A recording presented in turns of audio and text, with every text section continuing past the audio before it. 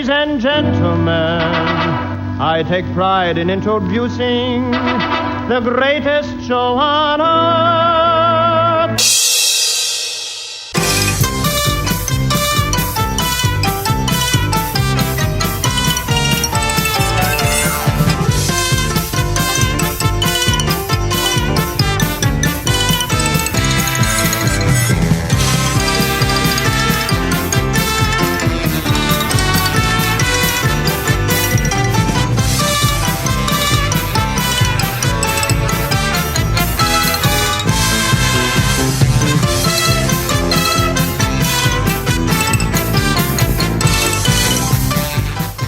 Welcome to the Uncle Floyd Podcast. My name is Scott Gordon.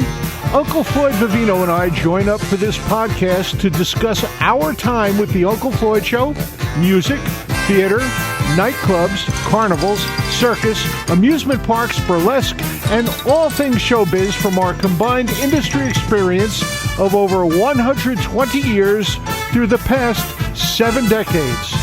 We also answer questions that are emailed to ufpodcast@sge-inc.com.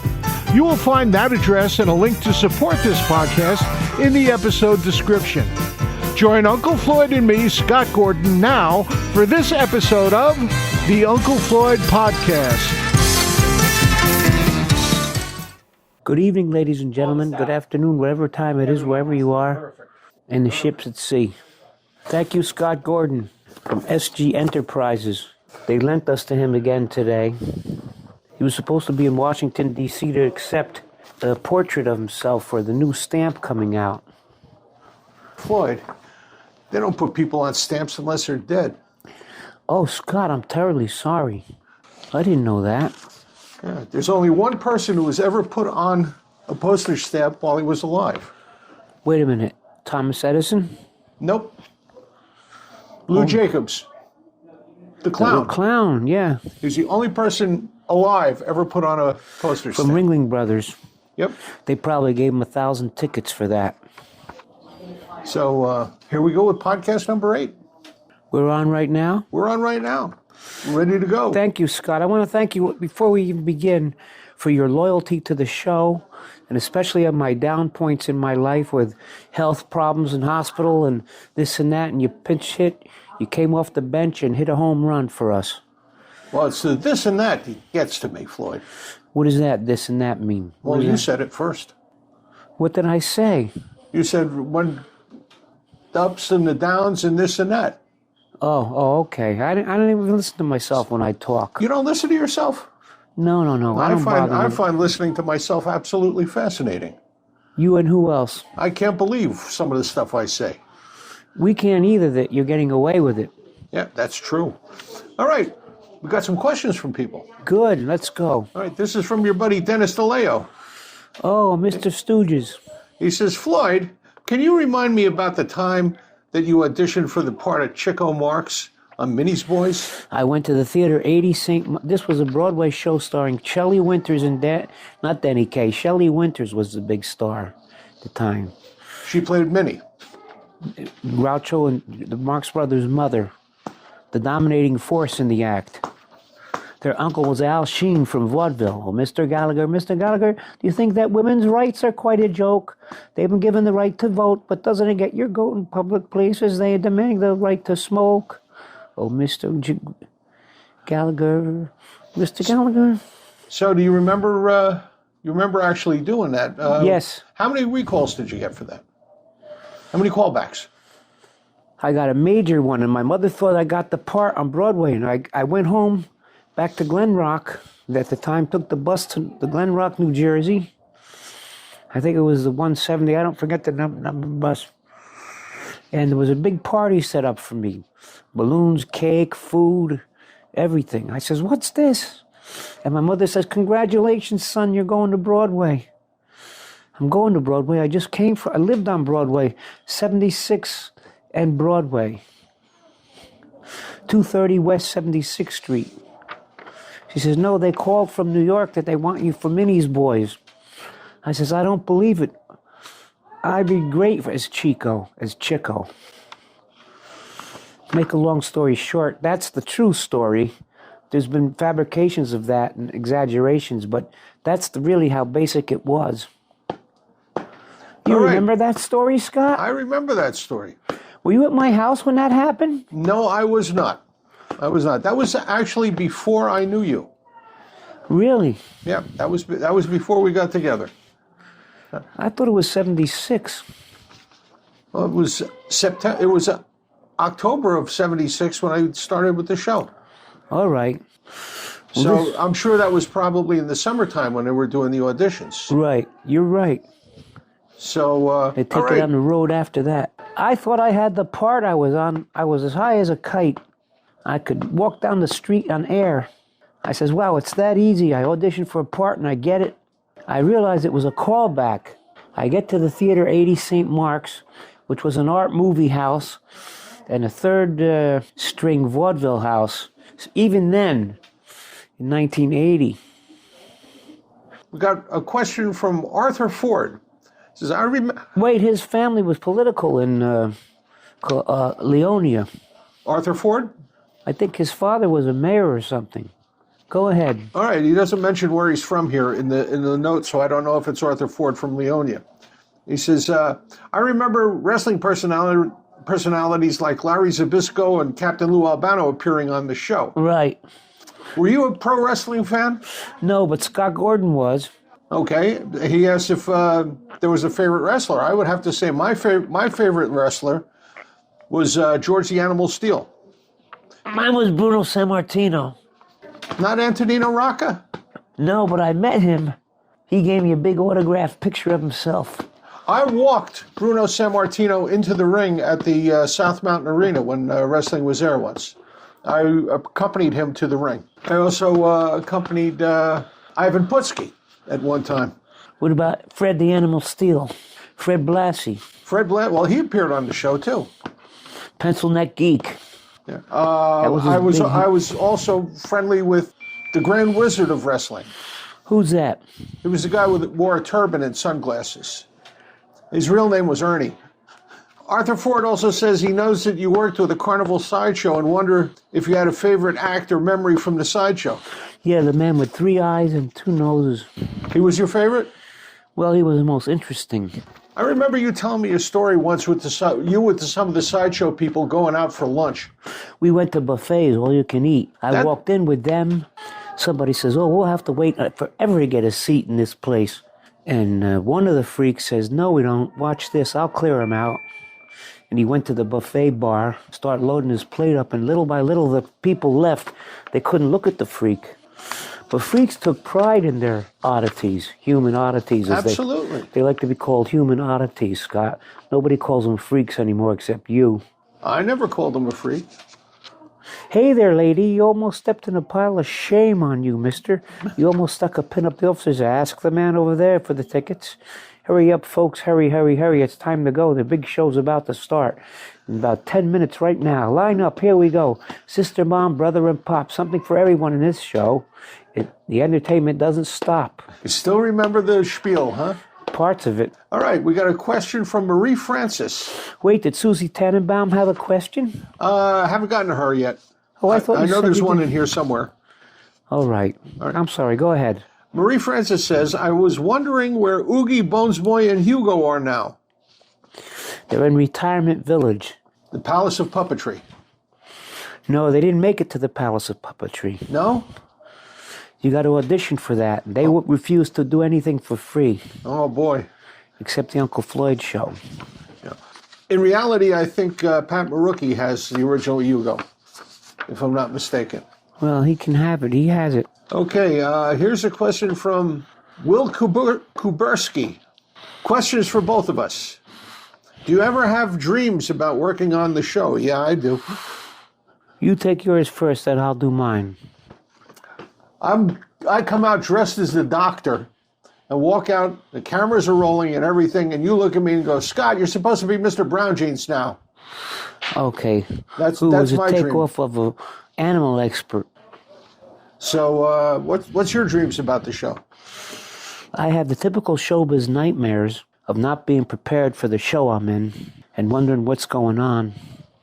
Those are very common dreams I find out later in life. Another terrible one I have is everybody's walking out of the theater as soon as I get on stage. One of the dreams that I have is I walk out and I start to do the bit and all of a sudden realize I'm totally naked. I have that dream. But did the audience notice? They didn't notice. I look down and I look around and I say, oh, I'm sorry. And the guy in the front row says, oh, no big deal. I thought somebody said, those little things don't bother us. Did either of you have a full-blown brawl or major fight as a kid or as an adult? Yeah, I think everybody did. You mean like a fist fight as a kid? I had a fight with a guy in a bar.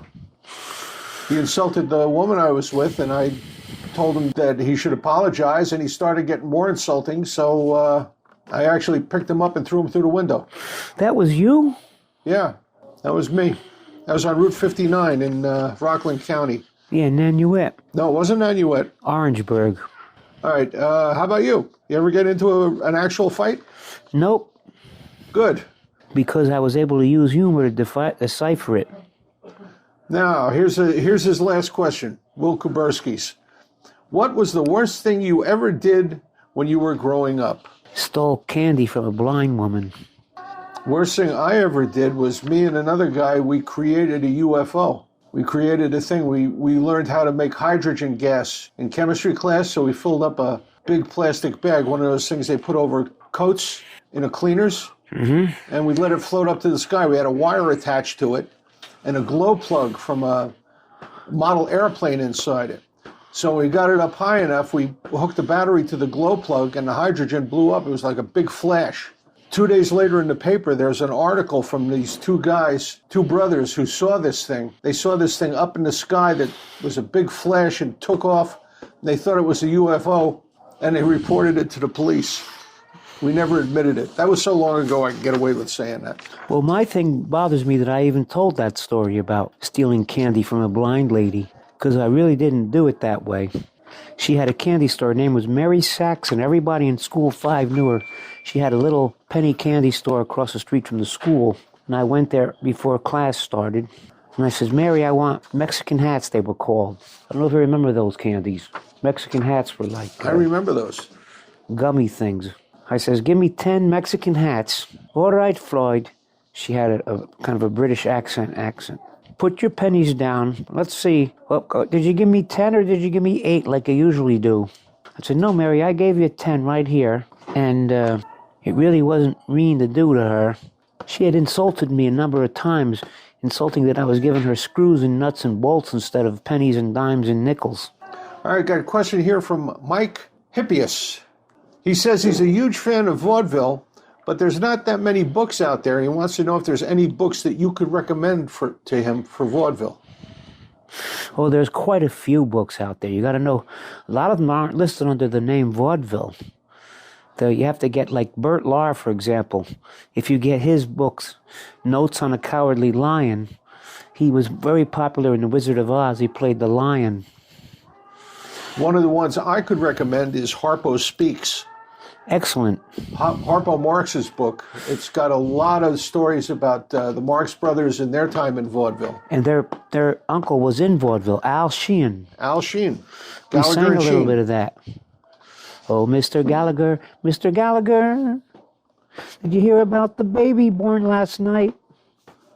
Weighed a half a pound, I think, but was just as dark as ink. How can anything be so dark and yet so light? Oh, Mr. Sheen, oh, Mr. Sheen. You know, that was Minnie Marx's sister. He also says he's reading about Thomas Edison. He was obsessed with perfecting his recordings and record player in the late 20s. Made many recordings and didn't give the performer credit. No, they didn't. They didn't want to be bothered with paperwork. And he's wondering if either of us had heard any of these recordings. Yes, we're both record collectors. The cylinders sound like this. In the gloaming of Wyoming, I met my sweetie. Did you meet her too? I own 5 cylinders. I don't own a cylinder player, though. They were 2-minute and 4-minute cylinders. Okay, Mike, thank you. And now we got Susie Tannenbaum. All right. Drum roll. Floyd, am I remembering right that you're in the Guinness Book of World Records for piano playing? They didn't put me in the book, did they, Scott? No, I don't think they did, but you are on the website. Yeah, I played the piano 24 hours and 15 minutes straight through. I was fine till I tried to stand up afterwards. My legs had turned into mush. When I went to stand up, I fell down almost. Yeah, well, that happens to me a lot. I fall down a lot. Yeah, but you're planning to fall. We did that on the show all the time, me falling down. I know. I was there, Scott. Were you that guy? I was a guy I knew it was somebody. with the checks at the end of the 5 shows. A check? You call that a check? We didn't make much money on those shows, did we? Nobody did. No. But we got the job done. If only somebody had faith in us. We made a lot more money doing the live shows than we did. Yeah. I would say to everybody, the TV show is our show window. It's our advertising. That lures them in. Like Macy's and Gimbel's put a lot of faith in their big show windows. Our show window is the TV show. Absolutely. And it worked. So People while came. we're talking, there's an Eddie Murphy movie on the television on the other side of the room. Go ahead. He still owes me $5. Well, he was a good friend of mine. We did Paul Bates is in a movie with him right now. Eddie still owes me $5. We were outside the comic strip in New York. This is way back when he was starting, I was starting. He didn't have money to get home. He needed money for the subway. He wanted to borrow $1. The smallest thing I had was a $5 bill. I said, "Here, Eddie, here's 5." I said, "Pay me back when you can." He said, "Okay." He still hasn't paid me back. Every time I see him, I needle him. I say, "Hey, Eddie, where's my $5?" Oh, he'll give it to you someday. What was that? When his next movie comes in. He's very funny. He is. He's very, very good. He's one of the best of all time, Eddie Murphy. What can you say about a man who's achieved everything he's achieved in this business? Well, he's Gumby, damn it. As a sketch comedian, you can't beat him. Everybody does anything, but he did it with class. What do you remember about the comedy clubs in the city? I didn't like them. They were rough. You worked in Rodney's club, Dangerfield. Yes, I did. And I worked mostly in Catch a Rising Star for Ricky Newman. I went in there several times. They never put me on. You went in too early, that's why. I wasn't seasoned enough yet to be able to do it. How would they know that? They're talking to me. Oh, that's it. You didn't drop enough names. Yeah. You should have said, I work with Uncle Floyd. And they would say, who's that? The TV show. This is before I knew you. Funniest show on TV. Way back when. I finally remembered the name. We were talking off mic last time. Finally remember the name of the guy I was thinking about, who was the Reverend at Channel 68. Reverend Ike. No. Keith Hauser. Oh, that guy. That guy. Yeah, he came from New York State. I couldn't remember his name last time. I remembered it this time. Keith Hauser. Him and Gene Inger. I've been in contact with Gene Inger. He told me to say hello to you. He remembers me? Oh, absolutely. Tell him he owes me $5. What's that? He owes me $5. Gene Inger owes you $5? Yeah, and tell, I said to get it from me and keep it. Well, at least you'll get $5 out of this tonight. That's all the questions. We had 7 questions this time. All right. But the listenership is going up, right? Listenership is going up. We have 900 people who listen to this podcast. My God, that's bigger than Glen Rock Auditorium. That's good. And please tell your friends.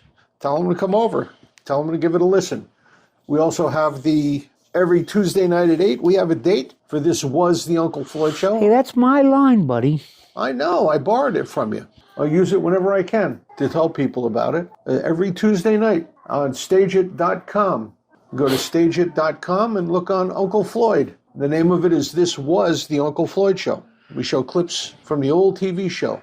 This week we got a clip from the OBC studios in Nutley, New Jersey, which was run by Pat Marucki. I also have a couple of things from 1981, pre-syndication, just before we got syndicated.